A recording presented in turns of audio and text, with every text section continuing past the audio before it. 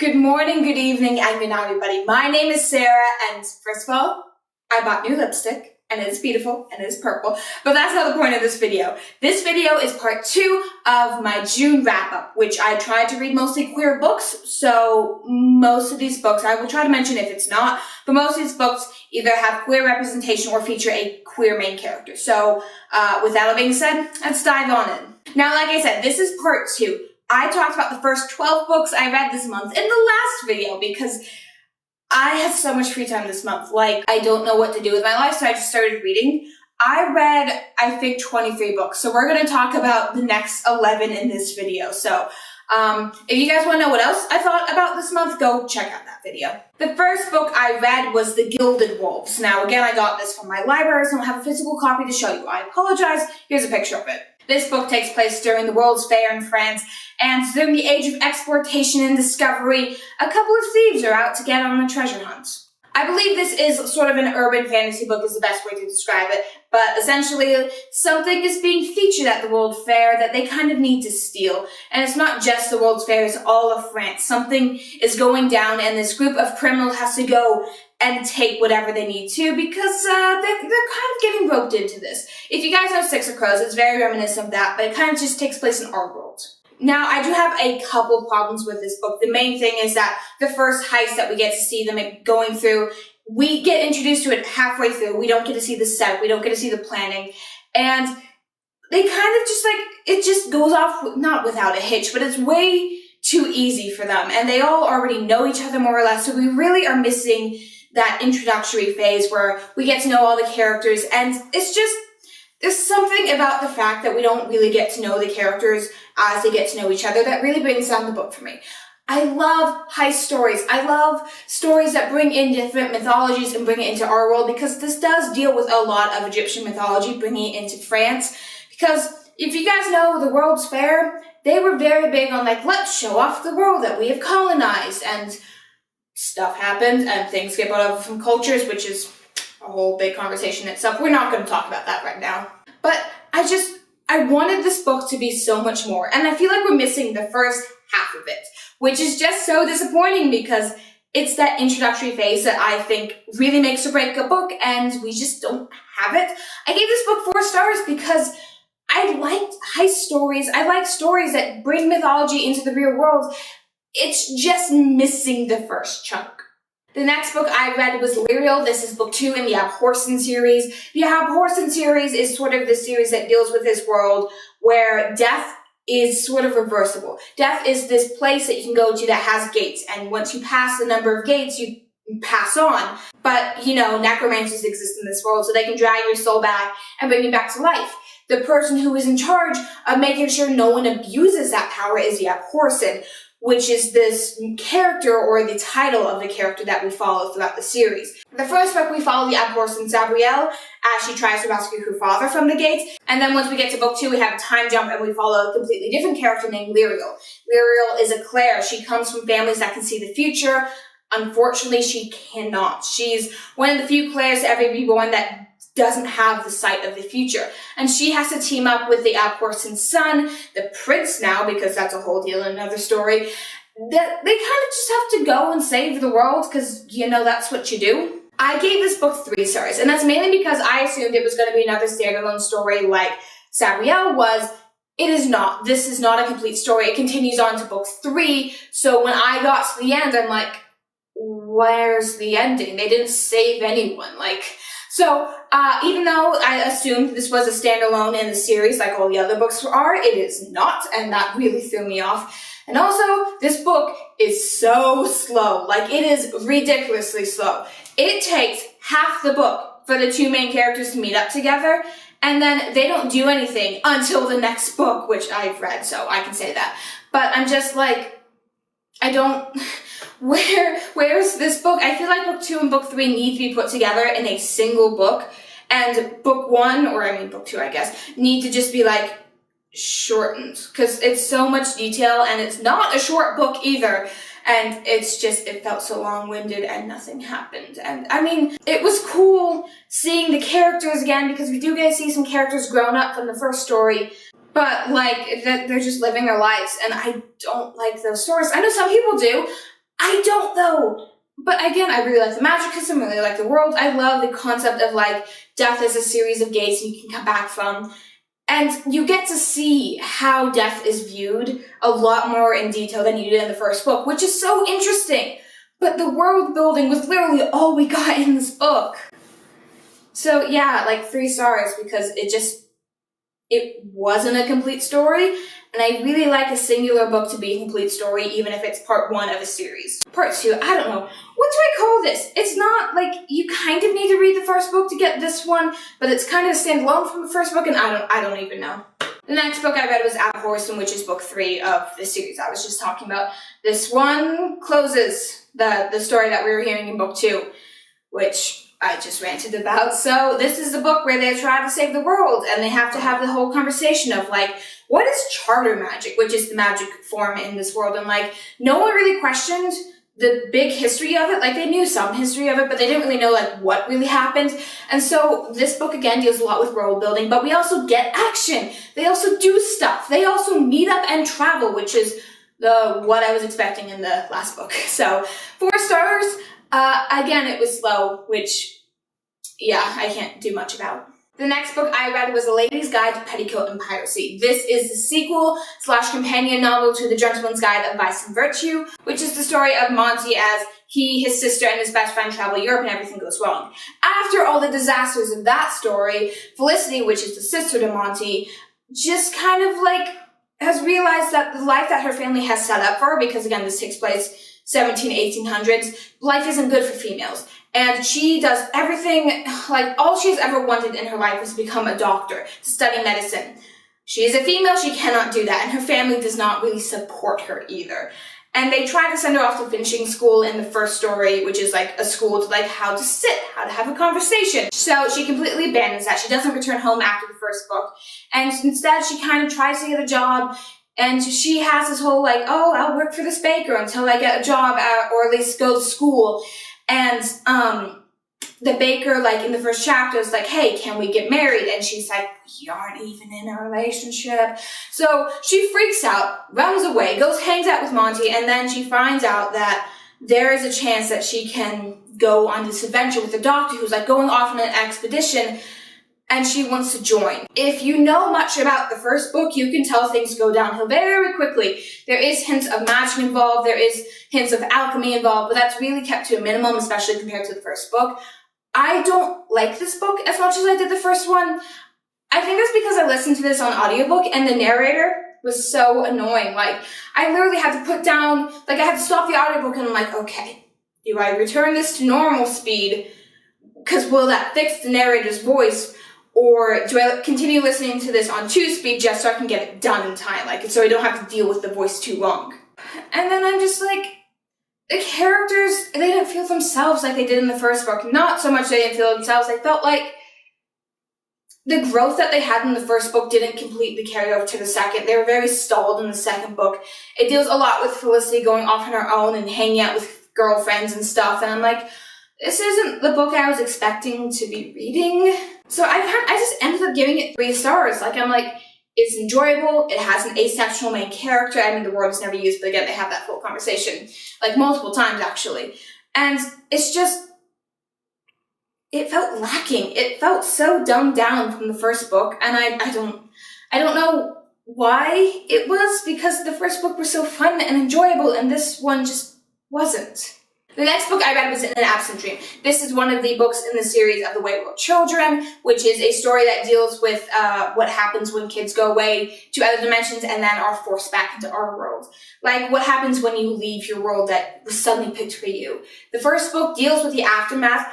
Everything else afterwards kind of just deals with what was their backstory. What happened to them in this other world that made them who they are when they came back into ours. This book's main character we see in the first book, she is the person who is aging backwards, and we get to see the backstory of why she accepted that fate, of why she ended up the way she was. And then her story in the goblin market, the whole fair trade, we really get to understand what it means, because she's one of the few people who is capable of traveling back and forth between her 2 worlds. But her world that she fell into, the world that she loved, had the rule, you have to decide by the time you're 18 which world you want to live in. And, well, you kind of can tell where it goes from there. If you fall into a world and you're so used to traveling back and forth between them, why would you want to give that up? Which is like the whole premise that we get to see played out in the first story, and then we get to see what exactly happened in this one, which is really interesting. I don't think I like this as much as Down Among the Sticks and Bones, which deals with the whole vampire world or whatever, but I liked it. The atmosphere of this world was really interesting. Wayward Children series is really good with having queer main characters. I don't think this one featured anyone. I mean, it didn't really have any relationships shown at all, but I mean, you can kind of play that there was a female-female romance if you squint, which I don't really like to do, so we're just going to say there wasn't a romance and call it good. The next book I finished was The Renegades. This doesn't have a queer main character so much, but a queer cast. The main character's love interest has two dads, and the two dads just happen to be the most famous superheroes in the world, so, I mean, that's a good thing. This is the book that my friend has been trying to get me to read for actual years now. Like, I'm pretty sure since it came out. And it's like her favorite book ever. And I was always putting it off because there's so much superheroes in the world, and I really just wanted a happy-go-lucky superhero story. And this was always pitched to me as a dark superhero story. I'm like, if I want a dark superhero story, I'll go watch Batman. But I actually really liked it. Like, this was a really good book. This book deals with a world that fell into chaos after people with powers were really exposed to the world. The age of anarchy came, villains ruled the streets, and then one day the renegades showed up and brought order back to the city. And our main character was actually raised by the villains. And so she has to go undercover into the renegades because she's one of the few villains whose identity was never figured out. And there she has to figure out whose side is she actually playing for. Does she want to help the renegades and make the world a better place? Or does she want to help the anarchists and make the world a better place? Which, that's the main conflict of the story, is figuring out what course of action would help the world. Because this book really deals with the idea of the villains aren't always the bad guys. Like, okay, they may not be the best humans in existence, but they have a point sometimes. I mean, there's a couple of them who don't, but some of them do. I gave this book 4 stars. It was really interesting. I really do want to read the next book. I've always had problems with the fact that this was supposed to be a duology and it got extended into a trilogy. And so, like, at the back of the book, it's like, read the thrilling conclusion in The Anarchist or whatever. And you know there's 3 books. And I was talking to my friend and she's like, yeah, it was a problem with the publishing. The author didn't want to write a book that was more than this amount of pages, and so it got extended into a trilogy. I just have to keep that in mind when I'm going into the next book. But I gave this one 4 stars. I loved it. It was really interesting, and I'm kind of mad at myself for putting it off as long as I did because it was really enjoyable, and it wasn't the dark superhero story I was expecting. It was the realistic superhero story I wanted. The next book I read was The Blood of Olympus. This is the last book in the Heroes of Olympus series, which took me a surprisingly long time to read, especially considering the fact I owned all of the books. But the audiobook for this literally took an extra 2 weeks to come in because I have committed to now listening to these as well as reading them at the same time because I get the audiobooks for free from my library. I can't even really talk about it because again, this is series number 2, book number 5, which I can't even, but I mean, Percy Jackson is great. We get more from Nico D'Angelo, which is like one of my new favorite characters of all time. And then Will Solace shows up in this book and we get that line. And then I can't talk about literally anything else, but I love it. And I mean, I wasn't the biggest fan of this series, especially compared to the first Percy Jackson, but this ending, I loved it. Like, I really did. I mean, I don't know if I'm supposed to rate these. I love it too much. I'm so biased. But I mean, I gave it 5 stars. I don't know what else to give it. I really liked it, so yay. The next book I read was The Buying of Lot 37. This is volume 3 of the Welcome to Night Vale episodes that it's the podcast, but it's just like the transcript for the podcast. So I really would just say listen to the podcast instead of buying these books. These books are more of a collector's item. I love them so much, and I finally know how to spell a lot of my favorite characters' names because Night Vale has this weird way of spelling most things. So, I mean, if you want to learn to spell anything, buy the books. They're beautiful, they're amazing. This is year 3 of the Welcome to Night Vale podcast, so we really get more of the character, like we learn more about the world. We have so much backstory already, but it just keeps building, and you're so used and in-depth to this world. Now, I feel like I need to explain what Night Vale is, but I talk about it so much, I don't know if I have to. But Night Vale is just this town that anything can happen. It's urban fantasy horror, but the horror is more of just, that isn't right, that isn't natural. Like, oh, yeah, don't mind the screaming head rolling down the street, that's just normal, because it's Night Vale, of course it is. The buying of Lot 37 follows the actions of what happened in the last volume, which there was this auction held. And Lot 37 was one radio host, Cecil Palmer. And Cecil is the narrator of Night Vale. He is the town radio host, which is where we get all of our perspective of the stories from. And in this volume, we really get to see the fallout of what happens when you're not able to buy your own life. Someone now has control of it. And it's not just like, oh yeah, I own you now. It's they have control of your actions. You don't have memory of what happens. And someone is using Cecil to save the town's mayor against his will. Like, he loves the mayor. Great friends. He just wished someone would tell him what was happening. This book also deals with the long-distance relationship between Cecil and his boyfriend, Carlos, as Carlos is trapped in the desert otherworld, and they have to deal with, like, why are we in different dimensions? Why can't we be together? And Carlos is like, this is so scientifically fascinating, because he's a scientist, and he doesn't want to come home because he wants to learn, but Cecil is missing him, and this book is just, it deals with so much, but it deals with it in such a way that I'm like, yeah, this all makes sense. This flows nicely. I've started getting back into tabbing my books, which is all of the great quotes I need to do later. And fun fact, back when I was in theater, I was allowed to pick one monologue that wasn't from a play, and I picked a monologue from here, which was the September monologue by Steve Carlsberg, and it's the there are glowing arrows in the sky monologue, and I have such strong feelings to that, so I'm just so glad I now own the physical copy. The next book I read was also from the library, and that is The Conspiracy of Truth. I DNF'd this book. Like, I wanted it to be good. It is so pretty. Like, look at this cover. And then the back, tell a good story that will catch their attention or die. Like, that is such a cool idea. The story follows a storyteller who was just arrested one day and accused of witchcraft, even though he's from a country that can't produce black witches. And no one will believe him, and the only way he can save his life is by telling stories. It's very much Arabian Nights inspired, I believe, but I didn't like it. Like, the stories that this guy was telling weren't interesting. The narration wasn't interesting. He's literally just trapped in a cell most of the book. And it's just like, it opens up with a court scene, and it's not even a good court scene. I had to DNF it. I was not putting myself through reading this. I mean, maybe if I got the audiobook, it would have been better, but the physical copy, not for me. And the last book I finished was The Hidden Oracle, book 1 of the Trials of Apollo series. I say finished because the month isn't technically over yet, and I'm still reading one book, but I'm probably not going to finish it by the end of the month, so we're pushing that off till next month. But this book, because I finished the Heroes of Olympus series, I can now read this one because it does in fact spoil the ending for that series, which is, there's so many books I need to read to catch up on this guy. Why did I only start reading this last year? Which, I missed my childhood apparently, because this is amazing.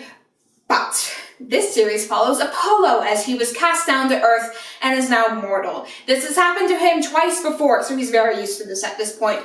But for some reason this time feels different. He can't really, like, he's having trouble recalling his immortal life. Things are missing, which makes sense. He now has a mortal body, a mortal brain. Like, those things aren't meant to hold the knowledge that an immortal might have, because messy stuff there. But things start to go wrong. Oracles across the world are going quiet. No one is getting their prophecies, and without a prophecy, demigods can't go on a quest. So Apollo is like, well, I mean, I don't really want to fix it, but they are kind of my job, but can't we send like a half-blood to do it or something?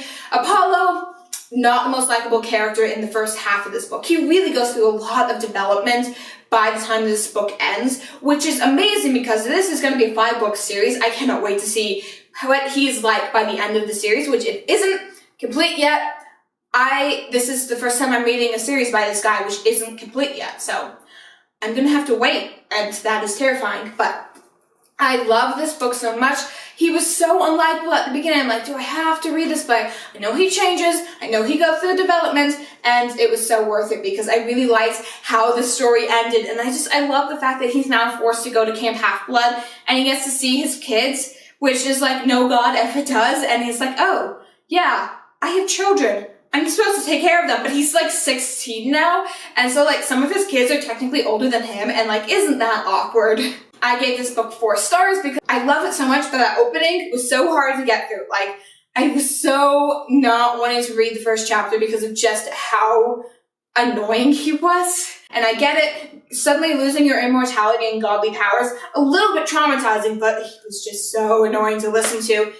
Again, he changes, don't worry, that doesn't last too long. So that is all the books I read this month, finished this month. Again, I'm currently reading Of Fire and Stars, probably not going to finish it till July, so we're not going to mention that. Thank you guys all so much for watching. If you liked this video or like any of the books I talked about, please leave that down in the comment section down below. So while you're there, don't forget to like and subscribe. And as always, good night, good evening, and good morning, everybody.